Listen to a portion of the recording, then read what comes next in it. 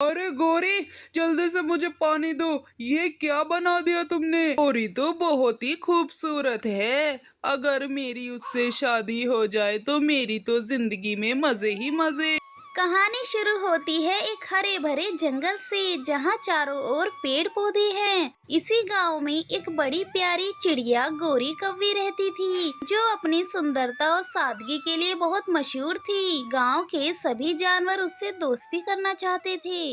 वहीं एक चालाक कौवा रहता था, जिसका नाम था कालू, जो जंगल में अपने झूठ बोलने और धोखाधड़ी के लिए जाना जाता था। गोरी तो बहुत ही खूबसूरत है। अगर मेरी उससे शादी हो जाए तो मेरी तो जिंदगी में मजे ही मजे। आराम से गुजरेगी मेरी जिंदगी। पर उसे कैसे फंसाऊंगा मैं, ये मुझे सोचना पड़ेगा।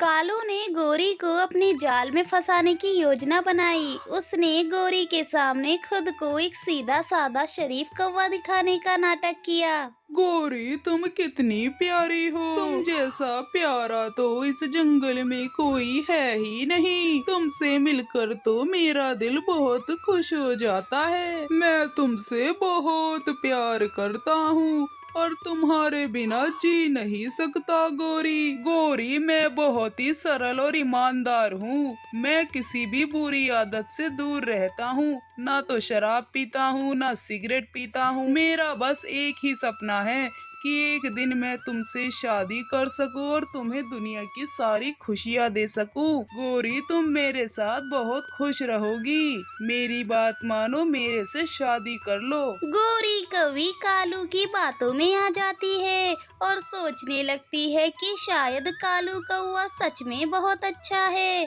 उसने कालू का प्रस्ताव स्वीकार कर लिया और अगले दिन जंगल में उन दोनों की शादी बहुत धूमधाम से हुई।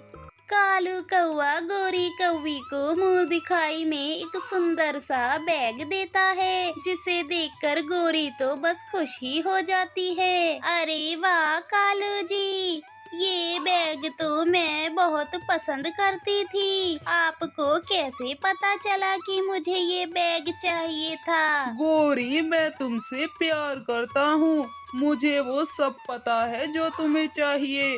तभी तो मैंने तुमसे शादी की है। अब तुम मेरे साथ बहुत ही खुश रहोगी। मैं तुम्हारे लिए कुछ खाने के लिए लेकर आता हूँ। तुम यहीं पर मेरा इंतजार करना। गोरी कभी कालू के साथ बहुत ही खुशी खुशी रह रही थी, लेकिन शादी के कुछ दिन बाद ही गोरी को कालू के बारे में कुछ अजीब लगने लगा। कालू अब पहले जैसा नहीं था और उसके व्यवहार में भी काफी बदलाव आ चुका था। कालू जी, तुम्हें क्या हुआ है? तुम पहले जैसे नहीं रहे। क्या तुम मुझसे कुछ छुपा रहे हो? अरे गोरी कवि, ये कैसी बातें कर रही हो?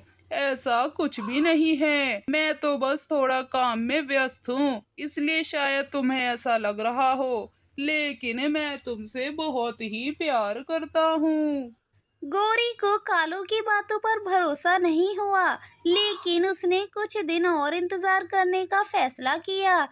एक दिन जब कालू घर पर नहीं था, तो गोरी ने घर की तलाशी लेना शुरू कर दिया। तलाशी के दौरान गोरी को अलमारी में छुपी हुई सिगरेट की डब्बी मिली। गोरी को ये देखकर बहुत बड़ा झटका लगा। उसने तुरंत ही समझ लिया कि कालू ने उससे झूठ बोला था। तो ये कालू सच में मुझसे झूठ बोलता था। उसने मुझसे कहा था कि वो सिगरेट नहीं पीता, पर ये क्या है? मुझे इसका सबक सिखाना होगा। गोरी ने कालू को सजा देने की योजना बनाई। उसने एक दिन कालू को घर बुलाया और उससे कहा कि वो उसके लिए कुछ खास पकवान बना रही है। कालू जी, मैंने तुम्हारे लिए तुम्हारा पसंदीदा खाना बनाया है। आज मैं तुम्हें बहुत खास महसूस करवाना चाहती हूँ। वाह गोरी, तुम सच में बहुत ही प्यारी हो। तुम्हारे जैसा जीवन साथी पाकर तो मैं खुद को बहुत खुशकिस्मत समझता हूँ। गोरी ने कालू के सामने पकवान परोसा, लेकिन वो पकवान वास्तव में बहुत ही तीखा और खारा था। जैसे ही कालू ने एक निवाला मुंह में डाला, उसकी आंखों से आंसू निकलने लगते हैं। अरे गौरी, जल्दी से मुझे पानी दो। ये क्या बना दिया तुमने?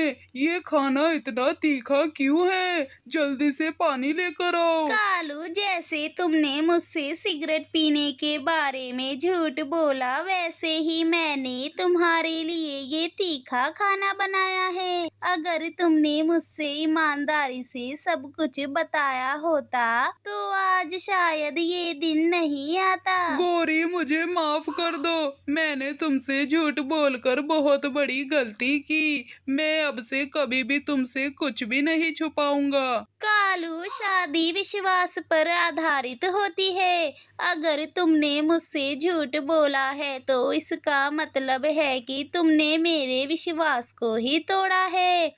अब मैं तुमसे कोई रिश्ता नहीं रख सकती।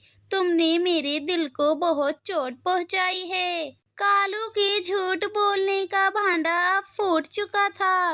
वो गौरी से माफी मांगने लगा, लेकिन गौरी का दिल पहले से टूट चुका था। उसने कालू को सजा देने का फैसला किया।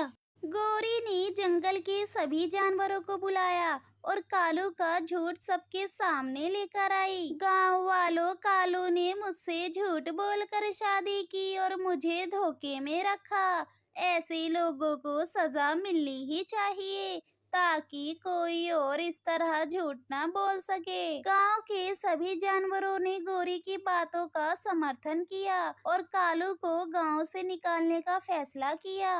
कालू को अपने किए पर बहुत ही पछतावा हुआ, लेकिन अब तो बहुत देर हो चुकी थी। कालू ने गांव छोड़ दिया और हमेशा के लिए गौरी की जिंदगी से दूर हो गया। गौरी ने ये सबक सीखा कि कभी भी किसी दिखावे पर विश्वास नहीं करना चाहिए। उसने अपना जीवन एक नई शुरुआत के साथ आगे बढ़ाया और खुद को फिर से मजबूत और स्वतंत्र महसूस किया।